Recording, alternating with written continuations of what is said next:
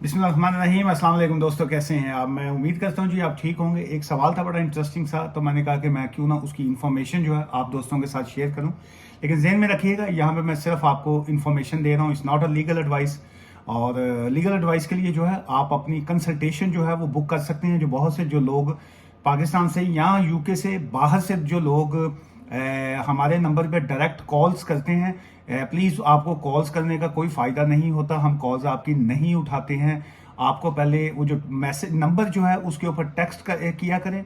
वहाँ पे हम लोग अपनी कंसल्टेशन की जो है वो फीस चार्ज करते हैं, चाहे आप पाकिस्तान में हैं या कहीं पे भी हैं। फ्री लीगल एडवाइस हम लोग नहीं देते हैं। सो इसलिए कई लोग तो डायरेक्ट ही व्हाट्सएप के नंबर के ऊपर कॉल्स पे कॉल्स जो है वो बगैर टाइम देखे हुए रात दिन एनी टाइम जो है वो कॉल मिला देते हैं। So that's not fair actually. Anyways, ये किसी मेरी बहन का सवाल था। उन्होंने कहा जी कि मेरे हस्बैंड ने यूके शादी की थी, उनकी जो बेटी थी और उन दोनों की डिवोर्स हो गई थी। और उसके बाद उन्होंने लिखा जी कि बेटी की बेस पर उनको 2.5 ईयर का वीज़ा मिला था। अब अगेन उनको 2.5 ईयर का वीज़ा मिला हुआ है, जो कि 2024 में ख़त्म हो जाएगा। इसके बाद उनको इंडेफिनेट अप्लाई कर सकते हैं। क्वेश्चन मार्क है जी आगे, कि वो पूछ रही जी कि क्या वो उसके बाद इंडेफिनेट अप्लाई कर सकते हैं। एंड सेकंड क्वेश्चन उनका ये है जी कि क्या इसके बाद जो है उनको पीआर कार्ड, उन्होंने लिखा जी जब मिल जाएगा उनके पास होगा, तो उसके बाद क्या है जी कि हस्बैंड मुझे यूके बुला सकते हैं। मैं पाकिस्तान में हूँ और हमारी शादी जो है वो तकरीबन, ये लिखा है जी 4 साल पहले हुई थी। चलिए पहले तो मैं आपको ये बताता जाऊँ कि ये एक्चुअल प्रपोजिशन है क्या। वो गालबन जो स्पाउस वीज़ा पे वो आए होंगे यूके में। उसके बाद जो है वो किसी वजह से उनका मैरिज ख़त्म हो गई, मैरिज ब्रेकडाउन हो गया। उसके बाद उनकी जो बेटी जो थी, जो ऑब्वियसली वो ब्रिटिश हो गई बेटी उनकी, तो उन्होंने जो था कॉन्टैक्ट ऑर्डर जो है वो पहले लिया होगा, कॉन्टैक्ट ऑर्डर लिया होगा, या उसके बाद उनका जो केस चला होगा होम ऑफिस में, उन्होंने पेरेंटल रूट पे एप्लीकेशन डाली होगी, बच्ची की बेस पे एप्लीकेशन डाली होगी, या ह्यूमन राइट्स ग्राउंड पे होगी, जो भी होगी। एनीवेज उनको वो 10 साल के रूट पे ले गए। 2.5 ईयर का वीज़ा एक होता है जी। उसके बाद उनको 10 साल का जब रूट आता है तो वो 10 साल के बाद ILR अप्लाई कर सकते हैं। एक तो इस केस में अब ये है कि जिस दिन उनको 2.5 ईयर का वीज़ा मिला है, उसके बाद उनको कंटिन्यू 10 साल जो है वो गुजारने ही पड़ेंगे। एक तो उसमें ये जो एक जनरल रूल ये होता है।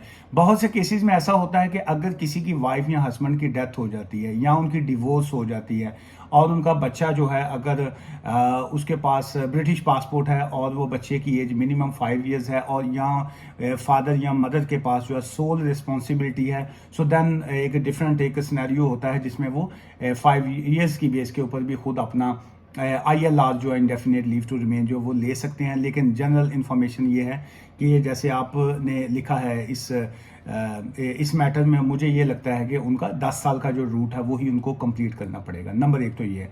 अच्छा, जिस वक्त उनका 10 इयर्स का रूट मुकम्मल हो जाएगा, या 5 साल का या 10 साल का, जब भी उनका रूट मुकम्मल होगा, आपको पाकिस्तान से उनको बुलवाने के लिए उनके पास इंडेफिनेट लीव टू रिमेन का होना लाजमी है। नंबर 1 ILR कह लीजिए या सेटलमेंट कह लीजिए। जिस वक्त उनके पास वो फुल सेटलमेंट होगी, ILR होगा। और सेकंड, उनका खाली PR की बेस के ऊपर वो नहीं आपको बुलवा सकते जब तक उनकी इनकम जो है वो जो मिनिमम है वो 18,600 जो है वो नहीं होगी, तो वो आपको नहीं बुला सके। पहला तो आ गया कि उनके पास सेटलमेंट का होना, ILR जिसको कहते हैं। सेकंड ये आ गया कि उनकी इनकम जो है वो 18,600 होना लाजमी है। थर्ड ये आ गया कि उनके पास जो अकोमोडेशन होगी वो ये नहीं कि वो कौंसल का घर उनको मिला हो या वो कोई ऐसी जगह पे रहती हो।